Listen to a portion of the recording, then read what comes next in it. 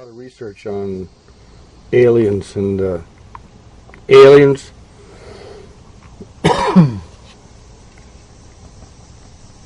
They come from demons. I'll put some links in here where you can see that research, but I wanted you to see some people that are totally deceived, or at least one individual. But he's deceived with a reason. That's the scary part, because it's the deception goes to a media outlet that basically presents it to the entire nation, and in some cases the world.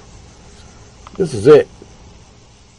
Over time and time again on these things as you're trying to get the word out that, you know, you're a pretty aware person, you know, as far as that, but you just like go, well, I'm trying to get the word out, maybe I'll get screwed, maybe I won't, but I'm just going to go for it anyway. Is that your attitude, or what? Well, it's been my attitude. Now my attitude is I just don't want that to happen anymore, you know. Mm-hmm. So I'm very reluctant to believe what anybody tells me anymore. Right. But have you developed an intuitive sense, perhaps, now? I mean, 'cause you know how that can do. It can start shutting you down from certain experiences or certain places where you might need to be. That's true, and to a certain extent, I have an intuitive sense of where somebody's coming from, but it doesn't always work. Uh-huh. You know, that's what makes a con man a good con man, is that you get the perception that they're telling you the truth. Okay. And so someone who's really good at it, right, can snow you. Or me, anyway. I don't know about you. Hold on 1 second. Let me grab my...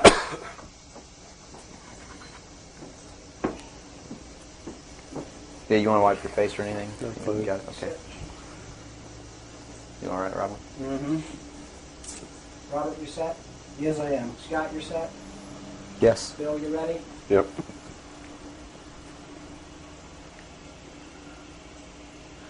Bill, well, thanks for agreeing to the interview. First of all, a little bit about your background. You had extensive military service for many years prior to 1970, where a certain aspect of that military service kicked upstairs, so you were able to see certain things that you were not able to see beforehand. Would you tell us a little bit about that? It actually started much longer in my past than that. I was reared in a military family. My father's an Air Force colonel. He's retired now. He was a command pilot. And as a child, I remember sitting around I remember the pilots at our house sitting around the kitchen table talking about their exploits in the cockpit and what they had seen in the skies. And some of that talk involved UFOs and what some of them called Foo Fighters. And I traveled all over the world, lived on military bases for most of my life. I was really an indoctrinated individual, you might say. I was as establishment as you could get, as gung-ho, pro-government, pro-America, pro-military. And that's why I went into the military, because that had been so much of my life. I went into the Air Force. I was in the Strategic Air Command for 4 years. As an aircraft and missile hydraulic technician, which is, I worked on the pneumatic and hydraulic systems of B-52 bombers, KC-135 aircraft, and Minuteman missiles. I had a secret security clearance.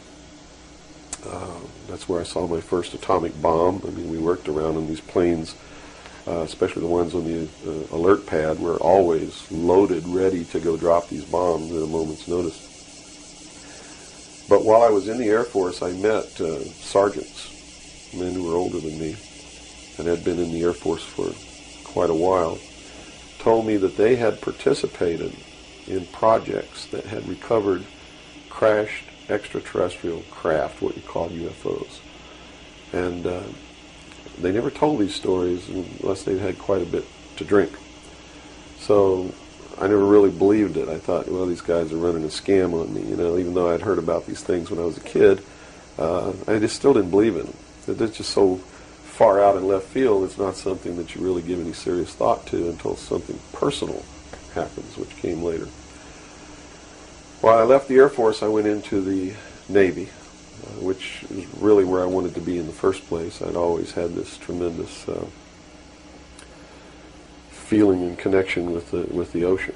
I was an excellent swimmer, but I had a problem as a child. I had chronic motion sickness. If I got in a car and we went on a long trip, I got deathly ill. And same with boats or anything. I couldn't ride on the things at the carnival that went around and round because it just made me tremendously ill. But I decided after I had gone through the Air Force experience that sick or not, I was going to go in the Navy because that's really what I had wanted to do. So I did.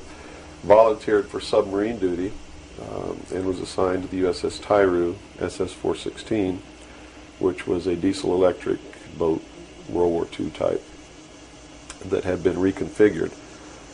When I went on board the boat, it was in the dry dock at Pearl Harbor Naval Shipyard and had literally been cut in half. They put in a 12-foot sonar section and then 3 domes on the deck for triangulating targets using sonar. And this was really one of the most up-to-date electronically submarines that we had. Wasn't a nuclear submarine, but as far as the ability to approach, get close to a target and destroy it, it had a better capacity to do that than any other boat that we had.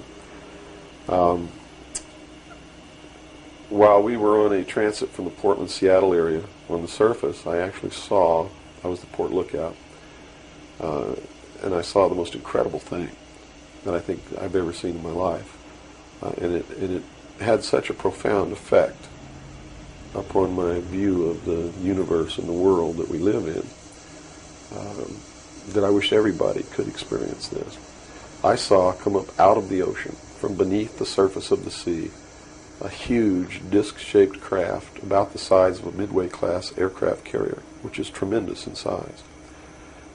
Even though that's one of our smallest carriers, there was then, it's still a huge, tremendously big object. Came up out of the ocean and rose into the air and tumbled on its axis and went up into the clouds, and I was awestruck, dumbstruck. And I mean dumbstruck, literally. I could not utter a sound. And my first impulse was to tell the officer of the deck that I'd seen a flying saucer, and then luckily for me I couldn't talk because on second thought that's not what I really wanted to say. Because I didn't want to be the only Looney Tunes character on a submarine with a tight-knit crew that you had to live in close quarters with, because that's a hell of a way to live. So I told the officer of the deck that I'd seen something about 15 degrees off the port bow at a relative distance of about 2.5 nautical miles. And he began to look in that area. And the starboard lookout had heard me tell him this, and he began to look over there. And while we were all three watching, either the same craft or another one exactly like it came down out of the clouds, tumbled again on its, why it did this maneuver, I don't know, but every single time it did it. It's like it came down in this attitude, and then it flipped over, and then entered the water. And the water just appeared to open up in front of it. It's just like the account in the Bible about the parting of the Red Sea. That's exactly what happened. The sea actually parted, and this thing went into the water, and then it closed up behind it. And this big spray went up into the air. But it wasn't a spray from the craft hitting the water. It was a spray from the water coming back in to fill up this hole that had been created. And again, I'm thinking, this is incredible. What are we looking at here? And it was metal. It was a machine, and it wasn't glowing or anything like that. It didn't have any lights on it that we could see.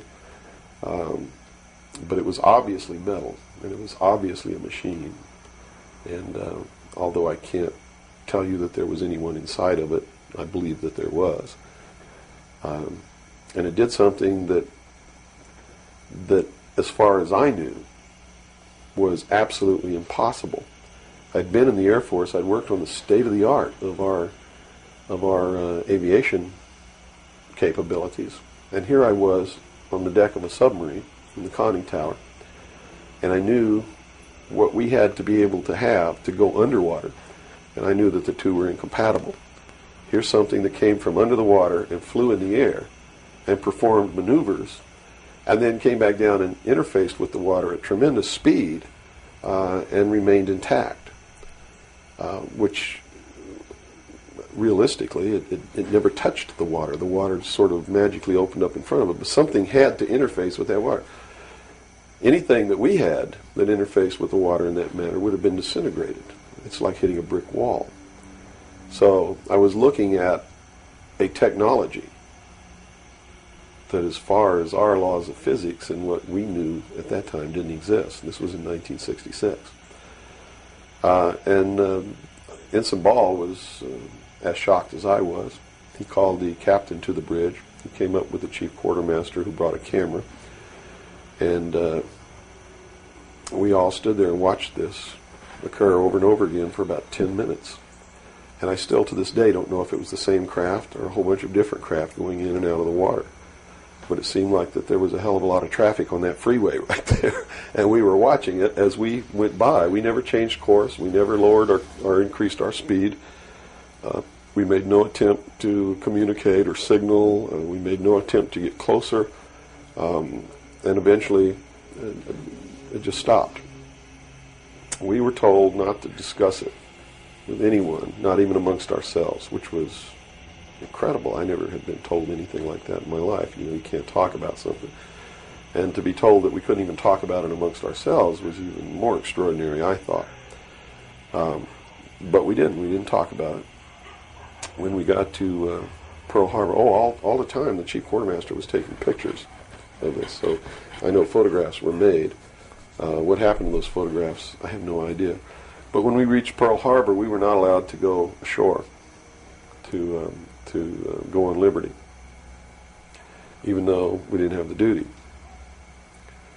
And about 2 hours after we berthed at the submarine base, a commander from the Office of Naval Intelligence came on board and debriefed each one of us individually in the captain's stateroom. And the ultimate outcome of the debriefing was that we didn't see anything, we didn't hear anything, and we had to read rules and regulations that told us that if we ever talked about what it was that we didn't see, that we could be imprisoned, we could be fined $10,000, we could lose all pay and allowances due or ever to become due. And I learned at that moment that the United States Navy didn't want anybody to know about what we saw, and that severe consequences could come down around the neck of anybody who did. And that was when I understood fully that, yeah, there's a real cover-up. These things do exist, number one, and at least the United States Navy doesn't want anybody to know about it. And there's stiff penalties for anybody who bucks that. Mm-hmm. Moving forward a few years from, 1966, I believe, you gained a special security clearance that revealed to you certain documents, or were revealed to you, or that you saw, yes, relating to this very cover-up. To this and many other things. I was eventually trained by Naval Security and Intelligence, and I was given a secondary NEC, which is Naval Enlisted Code, which was 9545, which is Internal Security Specialist. And an internal security specialist is someone who protects classified information and protects areas, so to speak. And I had a specialty, which I was trained in, which was Pacific Area Intelligence Briefings. And I was eventually assigned to the Commander-in-Chief of the United States Pacific Fleet, who was Admiral Bernard Clary at that time, and served as a member of his intelligence briefing team. And basically all that means, we really had a wonderful job. You come in about 4 o'clock in the morning and you go through all the message traffic and everything. And what you do is what we did was that we prepared an updated briefing on everything that was happening in his half of the world, which he commanded the naval forces and marine forces, as a matter of fact. And put all this together in a briefing where we would update him on ongoing operations, brief him about operations that were scheduled to begin, political situations, deployment of Soviet forces, naval forces, everything. And after the briefing was finished, between 8 and 10 o'clock in the morning, then we were done. We were finished. So It was what you call fat cat duty or gedunk duty in the Navy. It's got all different kinds of names. It's just really a wonderful job. Now, to be able to function in this job, I had to have a security clearance, which gave me access to the information that I had to need to know to help prepare these briefings.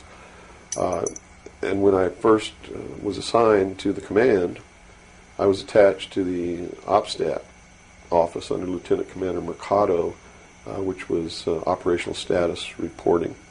And while I waited for my security clearance, and it took 6 months to get it, what I eventually ended up with was a top secret Q clearance with an SCI attachment, which means sensitive compartmentalized information, and there were no blocks. In other words, there was nothing confining me to only certain compartmentalized information. I had access to whatever the Admiral and his staff had access to because we had to prepare briefings and brief these people on all of these things. And I'm sure that at first I was tested and wasn't shown a whole lot, but eventually when they began to have confidence in me, I began to see things coming across my desk that were just absolutely incredible. And a lot of it is really hard to talk about because it's so far outside the normal concept of reality for the average American that they're going to find a hard time believing any of it. Mm-hmm. But I saw documents that were labeled under the classification top secret, and the compartmentalized the compartment that was put into was called MAJIC, M-A-J-I-C. Mm-hmm. Which told me that UFOs are real, which I already knew. I'd seen one. Right. But this went farther than that. It told me that they were extraterrestrial in origin, that there were 4 different extraterrestrial species or races visiting this Earth, and that they had actually entered into an agreement with the United States government with one of these species of alien beings to exchange technology, and it told me all the projects that was underneath this. Project Red Light was actually the testing of extraterrestrial craft.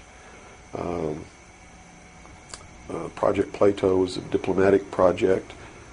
Pounce was the recovery of technology. Pluto was the application of that technology to our own secret space program, not the public space program. There are 2 different space programs. One is what the public gets to see, mm-hmm. Which is overseen by NASA, and the other one is a secret space program that nobody gets to see, which is really overseen by the Navy Department under specialized compartmentalized black projects, and what these people are doing in secret is just absolutely incredible. I also saw documents under an operation called Operation Majority, which outlined the plans to bring together a one-world government. It also included extraterrestrial information within that. Project Grudge, which was the second project. First was Sign, and then Project Grudge, which contained all of the extraterrestrial information up to a certain point. I forget the year cutoff. And then it was contained after that in another project called Project Aquarius, which was the accumulation of the whole history of alien interaction on planet Earth. But I have to say at this point that I don't know if those documents were really telling the truth or not. They could have been showing me these things so that eventually I would go out and talk about this. And maybe that'll become clear to you later why they may have done that. It could be real. So. Mm-hmm. But at this point, from a personal standpoint, what was it that, based on your experience in '66, and they said, absolutely do not reveal this to anybody, and here we are a few years later, and you're seeing documents that prove that what you saw was real. Mm-hmm. What was the one factor or a number of factors that led you to the decision to say, I've got to get this out, I've got to tell people about this? I saw contingency plans called Majestic. And these contingency plans were to, first place, a contingency is a plan that can be implemented if certain things occur. And the certain things that would have tripped this contingency plan are, number one, the public sector is getting too close to the truth, so they have to implement this to get them steered off the track. Or number two, we don't want to tell the public the truth about the alien presence, but there's so much alien activity occurring that the public is on the verge of finding out anyway. Let's tell them this story so that it doesn't cause consequences that we don't want. And that plan was called Majestic. I was in a bookstore one time. I'd never seen UFO magazine. Didn't even know it existed. In fact, I didn't even know that there was a UFO culture in the world of people who study UFOs or worship UFOs or have little UFO meetings. I had no idea that that was occurring. I was in a bookstore one time and I was looking at the magazine rack. I'm an avid reader and I'm always in bookstores. And this one day I saw a magazine just popped right out at me, at UFO. And I picked it up and I looked inside, and here is Majestic, all right there. And even the people who had been named to implement the plan were the ones who were actually implementing it. William Moore, Stanton Friedman.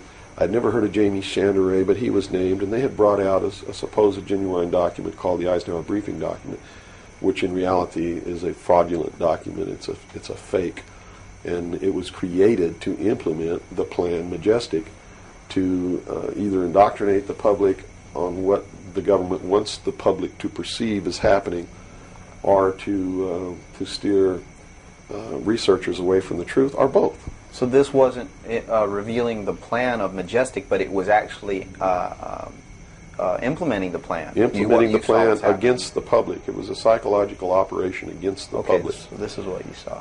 So immediately my head began to spin around, and I began to think, God, I've got to tell people that they're being manipulated. This is a lie.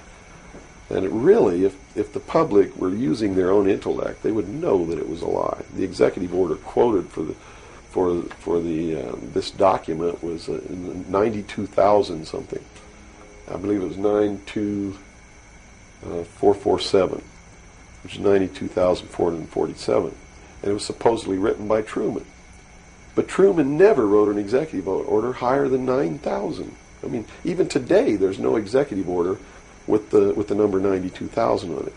They've been consecutive since the beginning. So it was clearly fraudulent. So it's clearly fraudulent, but the public doesn't catch on to this. And here you got Stanton Friedman, one of the guys who implemented the contingency plan, Majestic, running around the country telling everybody it's not an executive order, it's a date, September 24th, 1947, which it very well could be a date. But it's listed in that document as being an executive order of the President of the United States, Harry Truman. And because of that, it's fake. And many other things. But specifically, that is the most glaring proof of fraudulent intent in the document. There are many other things in the document that also prove it's a forgery. But here they are. They're running this contingency plan, and here I am. I know all about it, and here's the public out there biting on it. They even ran that thing in the New York Times, like a 2 or 3 page spread showing all the documents. So it had tremendous credibility lent to it by that action. And so I decided that I had to tell the public and get people on the right track, which is, the right track is don't believe anybody. Okay. Don't believe me. Don't believe George Bush. Don't believe anyone. You got to go out and you got to get proof in your hand before you can believe anything. And to do otherwise today is the biggest mistake that anyone can ever make. You begin believing people, putting your trust in them, that they're telling you the truth. I guarantee you're going to take a ride on a roller coaster you don't want to be on. Mm-hmm. Now this controversy, and I say the very understatement controversy. Yes. It also is now extending, based on some things that you're revealing, into the Kennedy assassination. Yes, in the set of documents, which really was literally 2 or 3 file cabinets of documents, called Operation Majority, I saw documents which told me what happened in Dallas and why. And basically what these documents said was that the intelligence community felt that John F. Kennedy was a threat to the national security. which translated into reality means was a threat to the New World Order, the one world government which they were actively in the process of forming. Was there anything on record that indicated that he was out to, things that he did would threaten that New World Order? Oh, absolutely. He had written an executive order. I don't remember the exact number now, but it's available to anybody that wants to go look it up. He had written an executive order ordering the printing of United States notes, which would have broken the back of the Federal Reserve, which is one of the major instruments of propelling the United States into the New World Order by destroying our economy, the basis upon which we live, the basis upon which our whole society is founded, is being ripped right out from under us. That was one. Number two, he refused to provide air support for the invasion of Bay of Pigs, which ensured that that would be a failure. He had threatened publicly on several occasions to disband the CIA and scatter it to the thousand winds. He had ordered, in the documents that I saw, he had ordered the intelligence community to prepare a plan to disclose the truth about UFOs to the public. Now, I don't know what that truth was. Could be that maybe there are no extraterrestrials. But whatever the truth was, he had ordered a plan to be prepared that disclosure was going to be done according to that plan within the following year. And the intelligence community consider that to be out of the question. And according to the documents that I saw, his assassination was ordered by the policy committee of the Bilderberg Group, which is really the secret world government, and was carried out by agents of Division 5 of the FBI, the Secret Service, the Central Intelligence Agency, and the Office of Naval Intelligence, of which I was a part, in Dallas. And it said that the assassin, the man who actually administered the head wound, was the driver of the car, William Greer, a Secret Service agent, who used an assassination pistol built by the CIA for assassinations that was really an air gun that fired an exploding pellet or could fire a small hypodermic needle or a poison dart, using any one of many different deadly poisons. Specifically, it said that he fired an exploding pellet which contained shellfish toxin, and that the act was plainly visible in a film withheld from the public. I looked for 16 years to find that film, and I finally found a copy that showed William Greer turn around and shoot the president. And since 1988, I've been showing that film wherever I'm able to show it to wake people up. It is not our government, though you have to understand, that is doing these things. It is not our government that's failing us. It's not the Constitution or the Bill of Rights that's a bad instrument. It is a group of men who belong to secret societies who have infiltrated our society and our government at all levels and are destroying it and subverting it from within. And every member of naval intelligence that I knew who was an officer was a 32nd or a 33rd degree Freemason. And I asked my commanding officer at one point, I said, why are all you guys Masons? He said, Masons are used to keeping secrets. It's part of their fraternity. So if you want someone who already knows how to keep a secret, you recruit Freemasons. Well, later on, I found out what the truth is. The truth is you're not going to be a naval intelligence officer unless you are a Freemason or a member of the Ancient Order of the Rose and Cross, but you have to be high degrees for that. I think the reason I was selected as a enlisted man is because I had belonged to the Demolay Society. Which is what? As a teenager. That's sort of the first level of Freemasonry. That's how they recruit teenagers and indoctrinate them into their principles so that they go right into Freemasonry when they become an adult.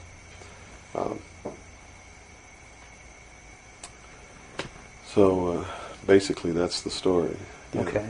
Well, based on the information that you're revealing, which would seem to be equally or if not more of a threat than what Kennedy was originally planning on doing, is actually revealing the underlying cause of all of this. Why is it that you are here today, or how is it that you are here today and you're not, conveniently taken away and put in a padded cell somewhere so that you can't speak of these things?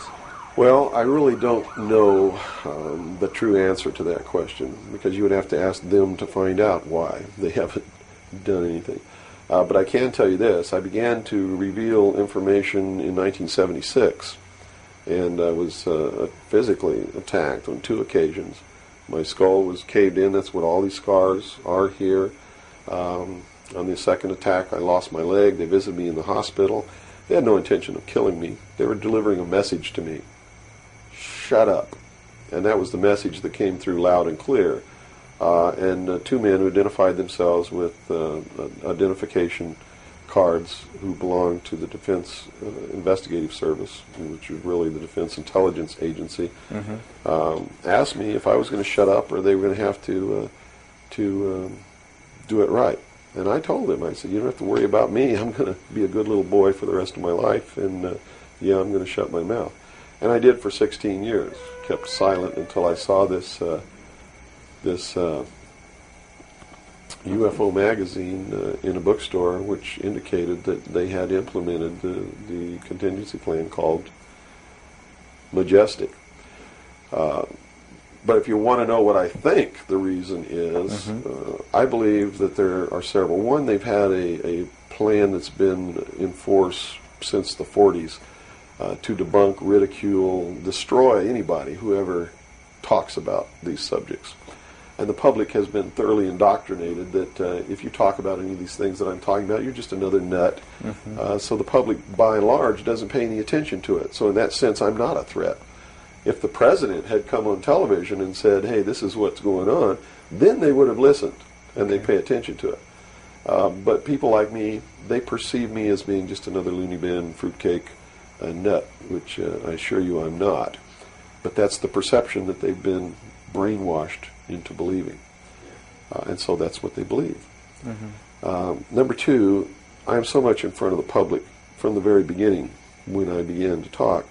And that's how I protected myself, or at least that's what I thought would protect me, and so far it's proven to be right, was that if I got literally in front of the public overnight, in front of a large public, that they wouldn't do anything to me because it would substantiate what it was that I'm saying. And they certainly don't want to do that. But also create a martyr. And martyrs create tremendously dangerous political movements that they don't want that either. So literally, within a 24-hour period, I spent $27,000 mailing a thick packet of information all over the world to people I'd never heard of, didn't know. We went down and got some mailing lists and just mailed this stuff all over the world. And so literally, when people opened these packages in their mailbox, and it was a perfect plan because they couldn't stop it. They didn't even know I was going to do it in the first place. And since we sent it all over the world, once it was out, there's no way they could retrieve it. At least no way that I can conceive of. So literally within 24 hours, I was a public presence. And people were asking all over the world, who's Bill Cooper? Is this true? Look what I got in the mail. And just literally flipped the world over on its ear. And I've been in front of the public ever since. So I think basically those are the reasons. They don't believe that the public's really going to listen to me, and so far that's been true. There is a small group of people all over the world who are awakening, who are beginning to understand that they've been living their life in fantasy land, and who are actively seeking the truth. But by and large, when the secret power structure says, as I've put in the first chapter of my book, right out of one of their own technical manuals, that a nation or world of people who do not use their intelligence are no better than animals who do not have intelligence, and thus are stakes on the table by choice and consent.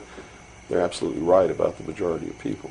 It's one of the things that has been an illumination to me, is that they're not always wrong.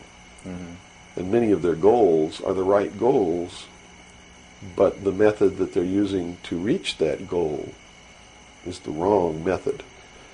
In other words, if you set out to create a perfect world where there will never be any more killing, but to reach that point, you kill 2 billion people, you have become what you're trying to avoid. Right. And it can't happen that way. If you want to create a world of peace, it has to be done by peaceful methods. Means. Yeah, if you murder someone to destroy a murderer, you have become what it was you set out to destroy, and thus it wasn't destroyed at all. It was perpetuated by that very action. And that's what these men are doing. They rationalize everything they do so that they feel better about it. But what they are doing is becoming what it is that they want to get rid of. And the world will never be a safe place for anyone as long as there are men who do these things. Very eloquently said. Thank you. Now, you. your message to people, once again, is don't believe anything. How right. is it that the public can find this and search for this truth on their own if they can't believe anything or anyone? What can It's you all do? it's all in the public sector. It's all available to anyone who actively and diligently seeks it out. Everything that's in my book, Behold a Pale Horse, is everything in here, all the documents that are in here, Mm-hmm. everything that's in this book is in the public domain. Can be substantiated? Yes, and I intentionally wrote this book not using anything that wasn't available to the public to show people that, yes, if I can find this information, so can you. I have tons of stuff that's not available to the public. But as you can see by reading this book, you don't need that stuff because it's what you need is available to you. Public libraries are overflowing with the proof of what's really going on in the world, but nobody really utilizes it to the extent that they're able to pick this out and put it together. Another thing I've done for people is I've put it together for them so that they can see the overall picture rather than looking at small things and thinking that it's isolated. Nothing is isolated. It's all part of a big puzzle. Mm-hmm. And the puzzle is coming together, and when the puzzle is assembled, it's going to be a one-world totalitarian socialist government that nobody's going to like except the people that are running it. It's Hitler all over again. And the rationalization is we're going to create the world without war. The utopia. The utopia. But they will never create that utopia because they're not dealing with the problem that makes them want to create it, and that is the inherent flaw in each individual human being that makes us do the things that we do. Until that's overcome, there's never going to be a world without war or without rape or without killing or without robbery, and anybody that thinks that there is has already gone off the deep end. So the method is, here, I'm going to hold a gun to your head so you won't rape, you won't kill. That's right. Yes, okay, I understand. The title of your book, Behold a Pale Horse, what significance does that have? What are you saying with this title? This title is from the book of Revelations, because I have to tell you this, and you may think I'm nuts if you want to, but this is the truth. Either these men are following the book of Revelation, the book of Revelation as it is in the Bible. Mm-hmm. They're either following it, just like a plan, and bringing the prophecies in there to pass to manipulate and control those who believe in those prophecies and neutralize them, so to speak. In other words, if this is written in the Bible and God has ordained it, who am I to resist? It must come to pass, so I'm not going to try to stop it. Okay. What a perfect way to neutralize the opposition right off the bat. Or there really is a God, and what he said was going to come to pass is coming to pass. And I named this, Behold a Pale Horse, from chapter 13 of the book of Revelations. The fourth horseman of the apocalypse is the pale horse. And I looked, and behold a pale horse, and his name that sat upon him was Death, and hell followed with him.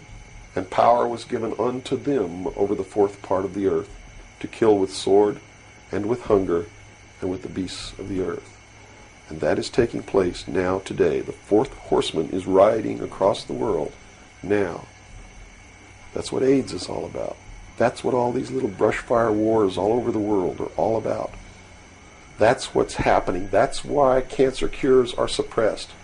Is because they fully intend to kill a minimum of 2 billion people by the year 2000.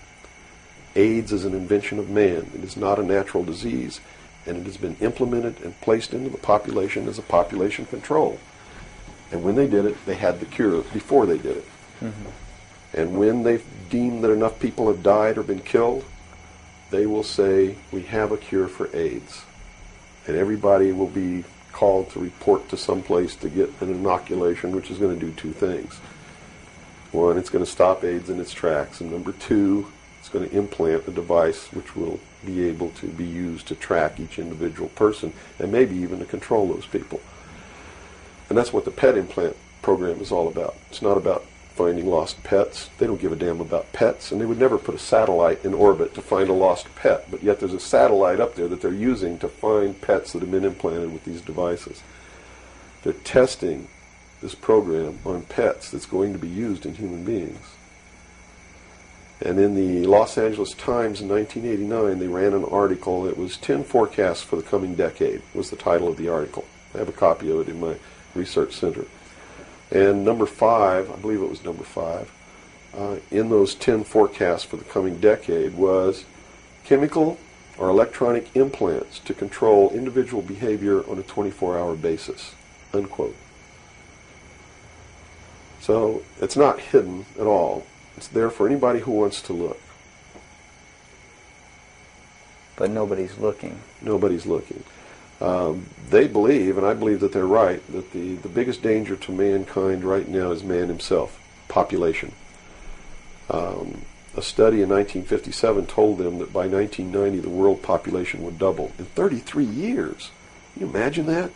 The world population of human beings doubled in 33 years. Mm-hmm. And they knew that it's an exponential doubling. Throughout history, every time it's doubled, the interval has gotten shorter.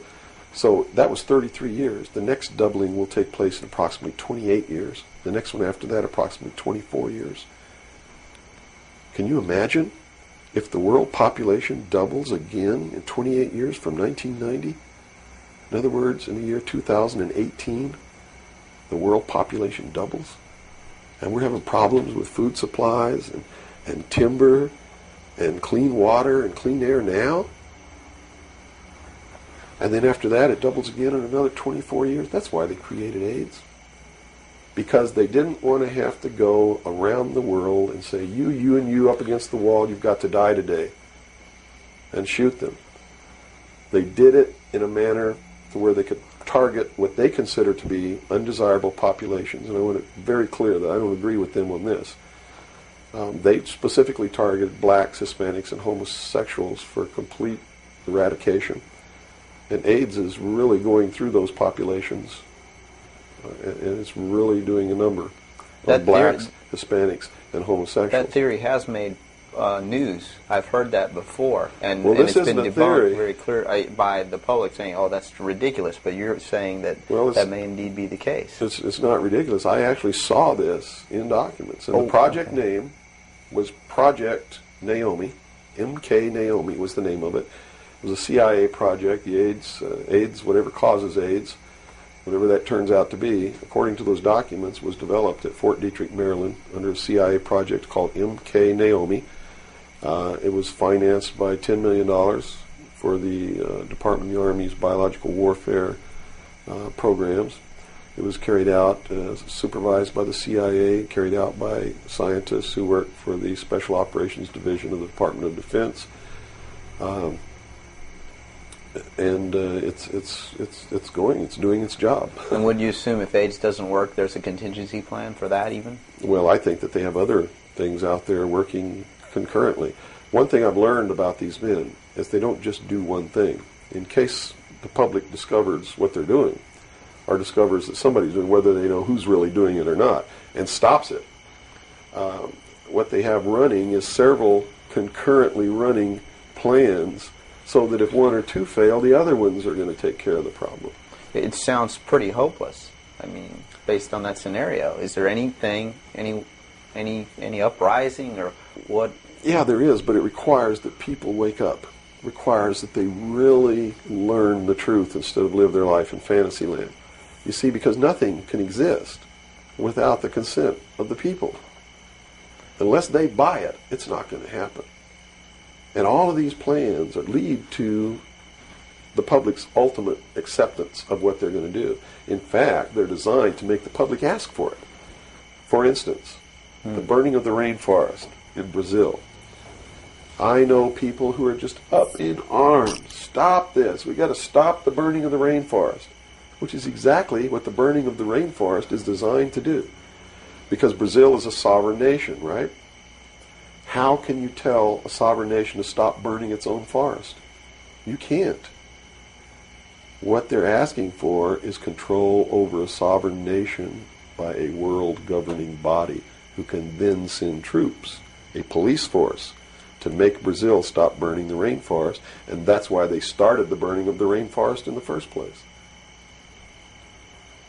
You see, they went down there and they built a road across the Amazon jungle that went nowhere. There was no reason for this road to be built. There was no place to go. It doesn't go from here to a city on the other side. It just goes across the jungle and ends. And they built this road on purpose because they knew that most of the people in Brazil are so dirt poor that they would see this road as the answer to their prayers. Free land, free timber, a way to support their family, a way to become wealthy, or at least more wealthy than they were, which was no wealthy. Mm-hmm. And that's exactly what happened. Millions of people headed out down this road and staked out some land and burned the forest and tried to grow crops. And they found that rainforest is no good for growing crops. It'll grow one crop, and then you got to go burn more trees and plant another crop because the soil is poor. And that's what's happening. Mm-hmm. And that's why the forest is being burned. And it was done intentionally to create the scream of stop burning the rainforest, so that then they could offer the solution.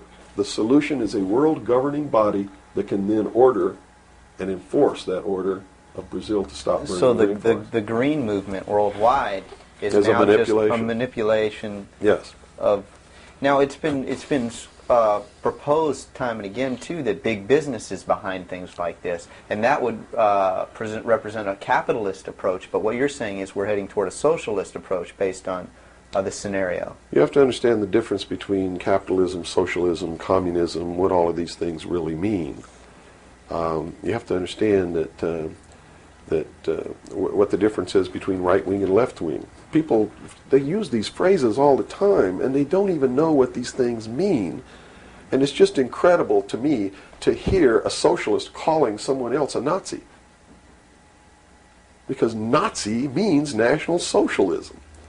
So here's a socialist calling a right-wing guy a Nazi, when what he should be calling the right-wing guy is anarchist. People on the right want no control. Mm-hmm. They're really anarchists. Okay? So they would, in theory then, or in fact, be in opposition to this ultimate movement. Yes. Whereas in appearance, they would be the ones behind it.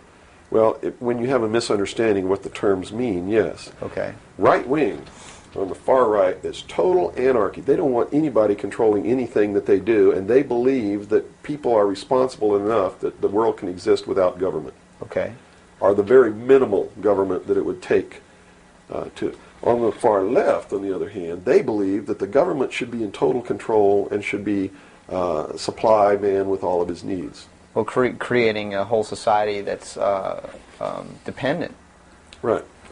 A republic is somewhere in the middle. It's governance by laws. Laws are decided by representatives who are elected by the people. And according to the theory, the representatives will do what is right, whether they get elected or not, because it's not really a democracy. A democracy is far left. People don't understand. We don't live in a democracy. This country is not a democracy. It is a republic. A democracy is ruled by the mob.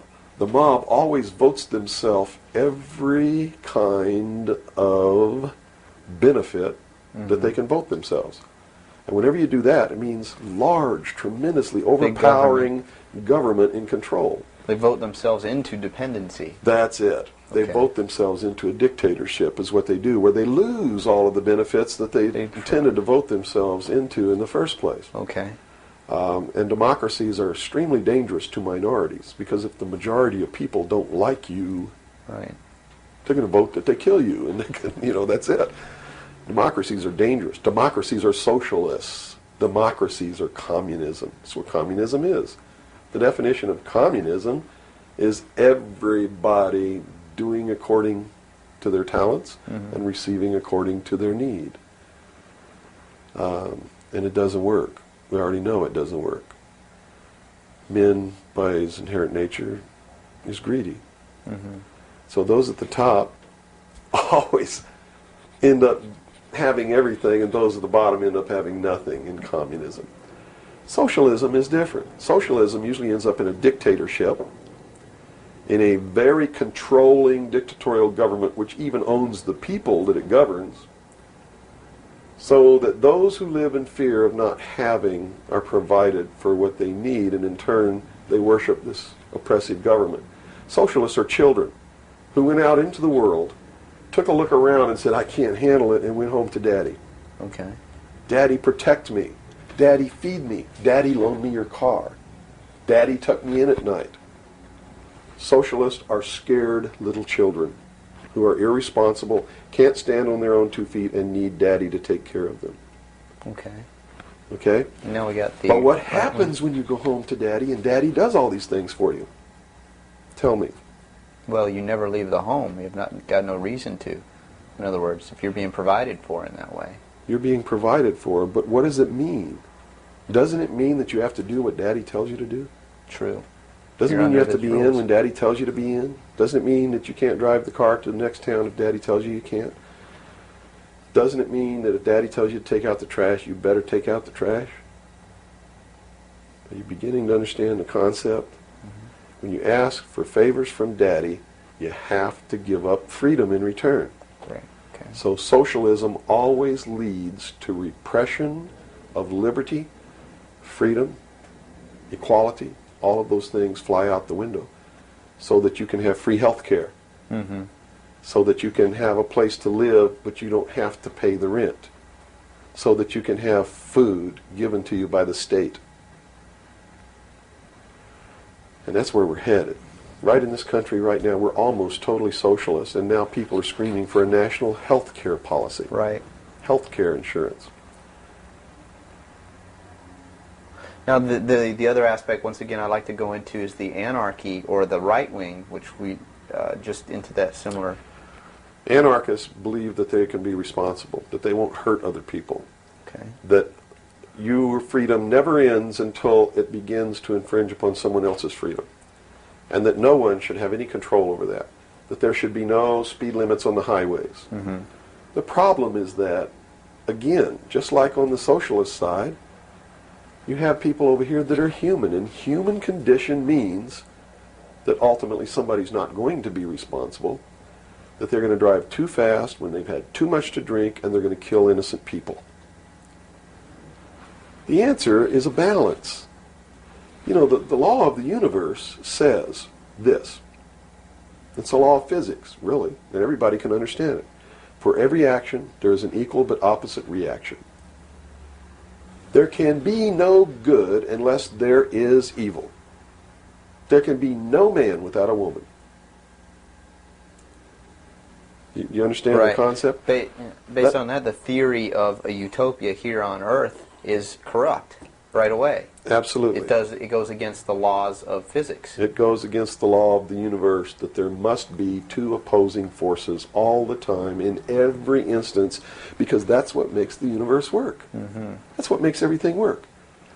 What we need to do is stop trying to go way over here and establish some utopia of freedoms, or way over here to establish some repression of freedom so that we make sure that we got something on the table to eat. And strike a balance between the two that works. And stop withholding information. What makes it difficult for anyone to succeed or live, or for us to really come together and have peace in this world, are all of these people who think that they are the guardians of the secrets of the ages, and have only them have truly mature minds, so only them are worthy of knowing the secrets and the real science and the real metaphysics and all of these things. So they repress it and they keep it secret, so the rest of us live out our lives and we don't know the truth of what life is really all about. Therefore, we're always stumbling over each other and getting in each other's way and doing the things that we profess that we don't want to do, simply because we don't have access to the truth. If we had access to the truth. Now, I got to tell you this. Back when these men first began establishing these societies, these mystery schools, and suppressing information, the common man was uneducated, did not have an intellect capable of understanding these secrets. They were really beasts of burden for the most part, and they lived their whole life in toil. Right. But things are not that way now. Most people have a good education. They have a good mind. They're capable of understanding if they're taught, and if they're taught correctly. And I think it's time to teach people what the truth is and quit hiding it, so that we can come together as one humanity and make a balance and live together in a balance. You know, evil's never going to disappear. Neither is good. But we can maintain a balance and life can be good. Instead of swinging back in this tremendous battle between these two opposing, radical, extreme ends of the scale. That's got to stop.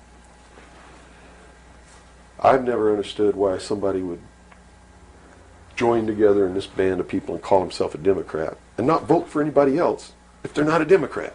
That concept is beyond my understanding. And Republicans and Libertarians and Populists and Communists and Socialists and this and that, and blacks and whites and Indians, and there are so many sects and groups and segments, and we're so fragmented that getting together is going to really be difficult. But we've got to do it. Because if we don't wake up and do it ourselves, these men who meet in secret and plot the manipulations are going to do it whether we want it or not, and they're going to do it at the point of a gun. And they're going to take away everybody's freedom because they don't consider us responsible. Capable of having that freedom. Are capable, are even of using our intellect. So they'll put us in shackles and control us and force us to be peaceful. That's what the plan is, and that's what the New World Order is all about. Well, we've run from UFOs right to this, and at first a person might watch this and say, "Wow, this is really strange." But where we've come down to, based on that beginning, is quite in the realm of common sense. Well, it's not strange at all. It's what they've been trained all their life, that if they hear these buzzwords, they're listening to some loony idiot talk, and it has no substance to it. Once they get into it, though, and begin to understand that everything is interconnected, it's leading us toward one end, a one-world totalitarian socialist government, and begin to see it coming to pass all around them in their life, and understand that nothing happens by accident. It's been planned for many years. Then they begin to understand that UFOs play a big role in this. Because if they're real, it's the most significant thing that's ever happened in the history of man, and may be the driving force behind locking up the human race.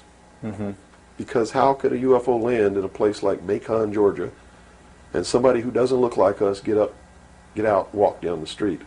And I'm not trying to insult the citizens of the state of Georgia.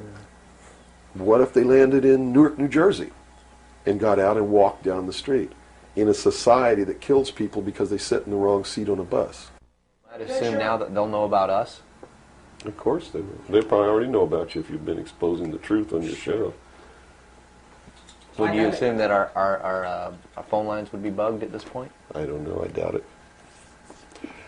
They don't really consider you to be a threat unless you develop a large political following.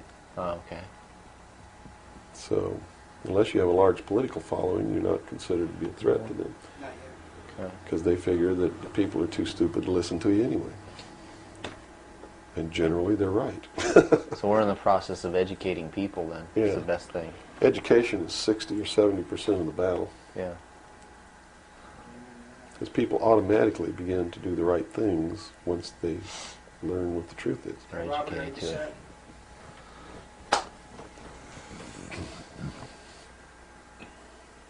Yeah. No, hold on. Okay, I got it. Ready? Ready. Okay, go ahead. Let's go back into the Kennedy situation here. Now, the Warren Commission was highly publicized. All the things that went on there. I was shown a videotape just yesterday was it a Zapruder film? It is the Zapruder film. Okay, and it clearly showed to me that a number of things. One in which that the film was obviously tampered with. Absolutely. but not tampered with to the point where I couldn't tell that the driver of the limousine was pulling a gun, or what appeared to look like a gun, around his shoulder and shooting President Kennedy in the head. That caused his head to snap back. Did the Warren Commission see this? It seems so. The Warren Commission never looked at the Zapruder film, ever. So they never saw it. Now, I don't know who testified during the Warren Commission about the Zapruder film, if anybody did. But I do know that later at the investigations of the House Select Committee on Assassinations, that a man was specifically hired as an expert witness to view the Zapruder film and tell the committee what it showed. And that man's name is Robert Groden. He wrote High Treason, which is a bestseller out now on the Kennedy assassination. And he was one of the many so-called technical experts for the making of Oliver Stone's film called JFK. He's also a fake, a fraud, a traitor, a liar. He was hired by the House Select Committee on Assassinations based upon his resume, which says, very simply, that he is the world's foremost #1 photo analyst. Which is a lie. He never went to school in photography. He never was a photographer. He never was a photo analyst.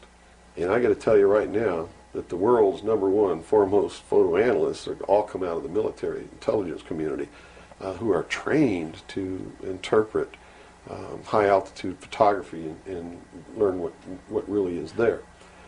He never served in that capacity either. He looked at the Zapruder film and he told Congress, he told the committee in testimony, he testified, both in written and in verbal form, that William Greer never took his hands off the steering wheel. And that's a blatant lie. I mean, anybody can look at the Zapruder film and see that William Greer takes his hands off the steering wheel. And even if you couldn't see it, if they cut out the frames, you can still see that William Greer, if this were the seat of the car, is turned all the way around with his right side against the rear cushion of the front seat, looking directly at President Kennedy in this attitude, and it is a physical impossibility to have both hands on the wheel in that attitude. So we know that Robert Groden, #1, was not who he said he was, had no expertise to be doing the job that he was hired to do. #2, even if he had no expertise, it is plainly visible in the film that William Greer could not possibly have had both hands on the wheel. So we know that Robert Groden didn't make a mistake. We know that he intentionally lied to deceive Congress and thus the American people.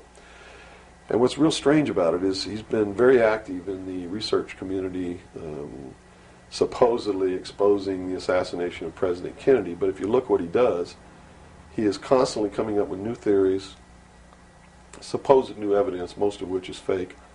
And in his book now, High Treason, he makes a statement that Kennedy was probably hit from the front and the rear at the same time. His job is to keep the American people confused and propagate the lie that our government is no good, that it's our government who assassinated John F. Kennedy.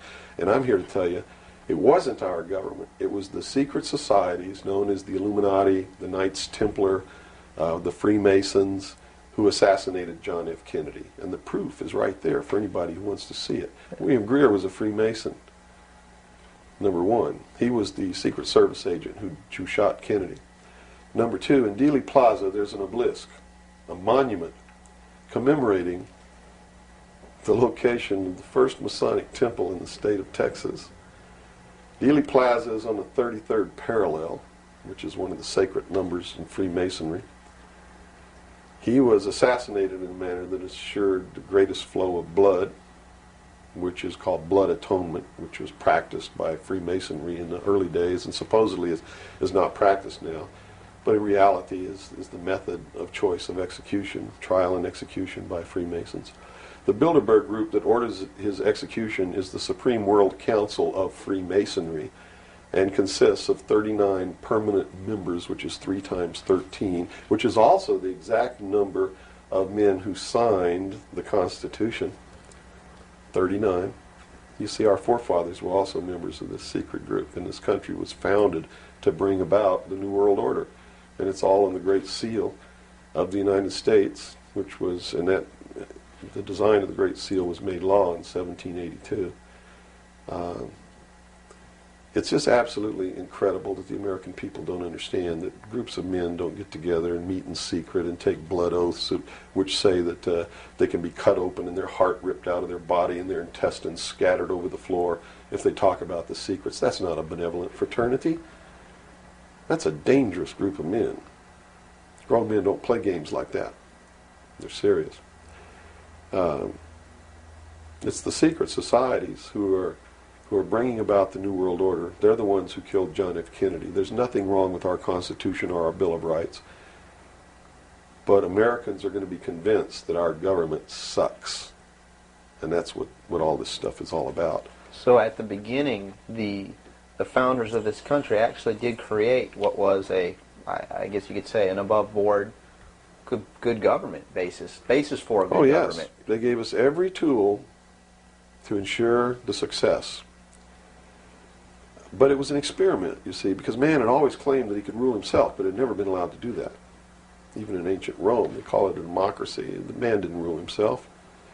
He was ruled by other people who made man think he was ruling himself. But the truth was, a Roman centurion could march down the street and grab anybody they wanted to and make you do whatever they wanted to, or just execute you on the spot. And that was the truth of the matter. Those weren't free people.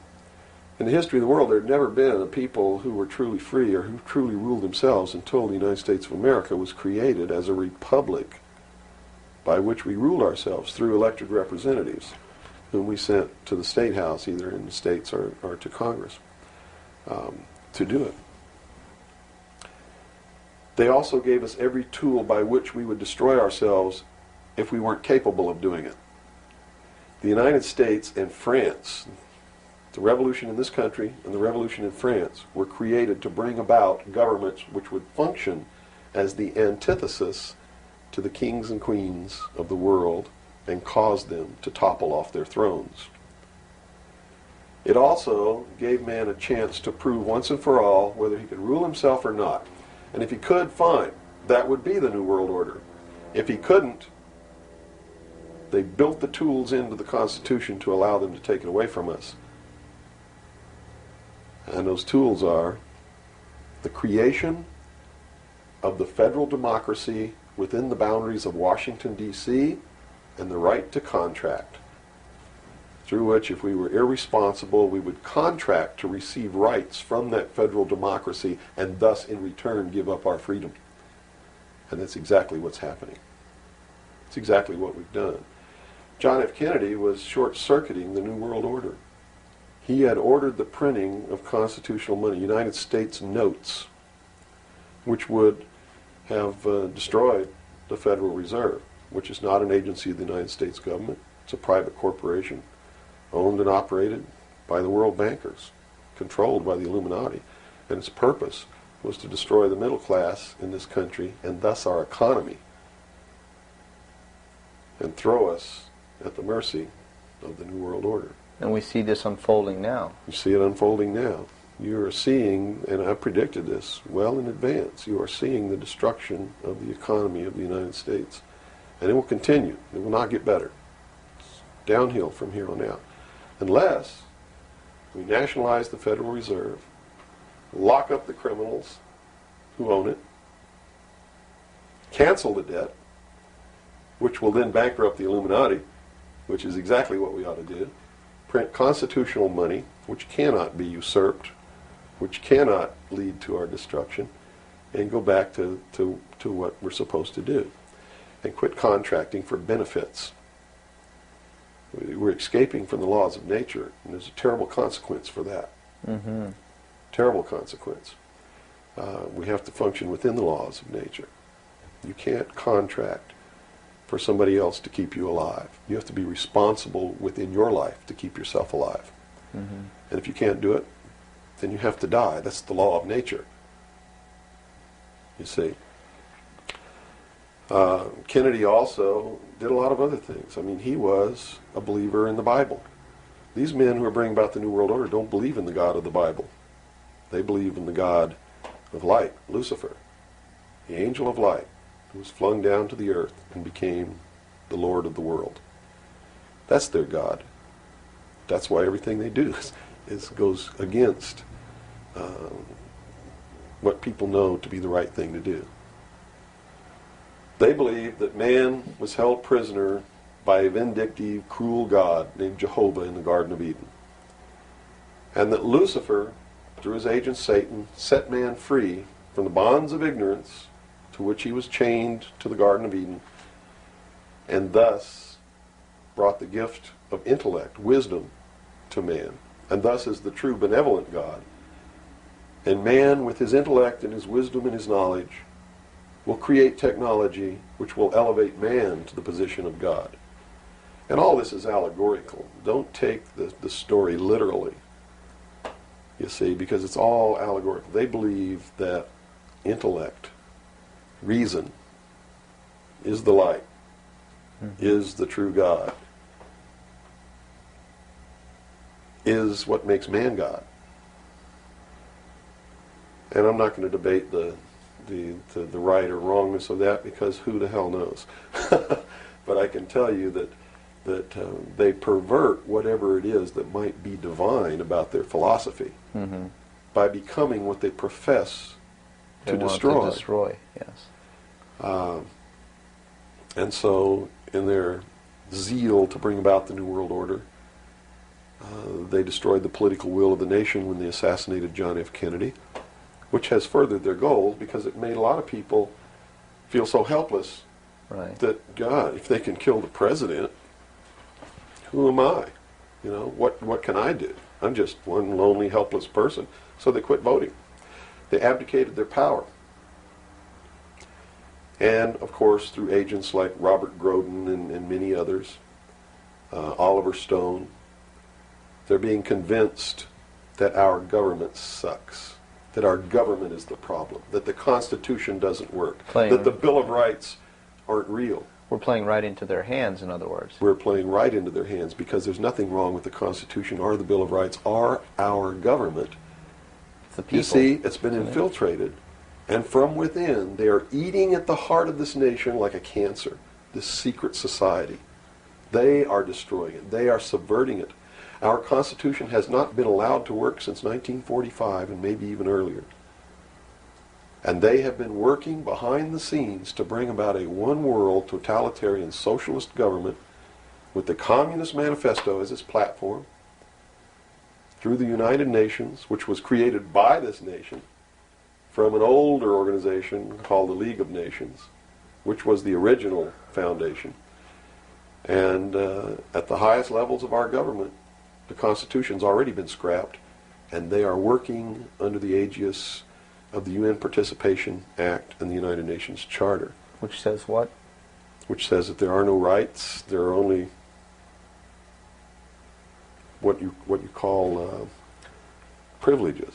And privileges can be granted or taken away at will by the state. Quite a frightening scenario. It's a very frightening scenario, and people better wake up to the fact that unless they wake up and do something about it now, there's only going to be one alternative. And that's either take up arms, restore the Constitution, and the blood will run in the streets of America, or reach down and put the shackles around your own feet and march off into slavery peacefully.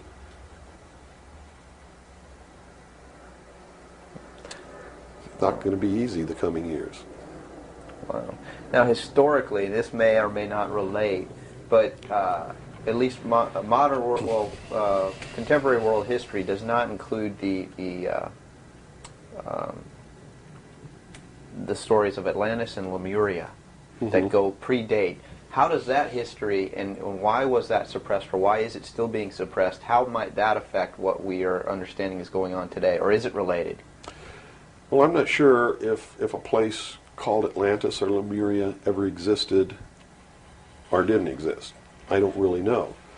But I do know that the story that is told about the civilizations that lived there are something that we should listen to, because this whole scene may have played itself out before on this earth. And if you understand the theory, which I believe has been accepted as fact now, of continental drift, there may have been an Atlantis and a Lemuria, which had tremendously developed technologies and societies. And the same scenario that we're playing out now in this great stage called the world may have played itself out over and over again in the past for millennium. In my investigation of the mystery schools, the secret societies that are bringing all this about, that really control everything behind the scenes, I found that this is all about religion. And it's all about a recurring theme that is penetrated and is at the heart of every religion in the world. And that is a creator or a creatress who has a son that is sacrificed and then is resurrected and saves the world or saves humanity. It seems to be an archetype that is within us. And so that you don't go flipping out watching this tape. I'm a Christian. I believe in the teachings of Jesus Christ, even though it may turn out that he may have never lived. The scene, it doesn't matter. When you read his words, and you can go back through history and find these are the same words that were spoken by every Savior that there ever was, are the most beautiful, most profound, most affecting words that have ever been spoken on the face of this earth. And when I get down and almost get to a point of hopelessness, I just go read the Sermon on the Mount. And I come back up again. Because in the end, it's not going to matter whether Jesus ever lived or didn't live. The story is real. And it's within all of us. And it brings us to something within ourselves that is good. But these men don't look at that. They believe that the end justifies the means, that these stories are just stories, and that the real meaning behind it all is that man can transcend his animal state through the realization of intellect and the overcoming of all of his emotions and feelings and morals, guilt, all of these things. And I just can't go along with that because I believe it's our emotions that tell us when we're doing wrong. We feel it within ourselves. And a person without that capacity to feel when they're doing wrong becomes a sociopath, which is someone without a conscience who really believes that the end justifies the means and therefore has no pangs of conscience nor no reluctance to murder someone who gets in their way. Mm-hmm. And it's extremely dangerous. Now, do these people recognize the continuity of life? In other words, you have told me earlier that they're after physical immortality. They believe that through their technology, man will become God. With the power of reason, through technology, man will himself become God. They will engineer, just like Hitler wanted to do, the super race who will live forever. And the concept is the same, and the men behind it are the same as Hitler was. When they killed John F. Kennedy, it shows you what kind of men they are. Because they would not stop to kill anyone who gets in their way. And they've never stopped at it. Their goal, literally, to bring about the New World Order, will be to kill approximately 2 billion people before the year 2000. AIDS is one method of doing this. There'll be many more. As they solidify their control, everyone will be given a choice. They'll be presented with a new world religion. They'll be told to renounce Christ, renounce Buddha, renounce Muhammad, join the New World Order, join the New World Religion. If they refuse, they'll be executed. Very simple. And it won't bother them a bit. In fact, according to their belief, they believe they'll be helping these people. And in reality, they will. Because those people will transcend this physical state while they're prisoned here living forever. I feel sorry for them because those of us who will eventually die will transcend the pain and the suffering that goes along with this world. Mm-hmm. And they're so egotistical that they preserve whatever they do so that the diligent can find out what kind of men these men really are. For instance, the Kennedy assassination, I've been showing a film for 5 years that shows exactly who did it.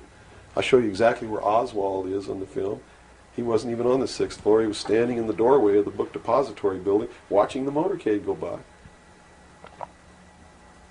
And it's incredible.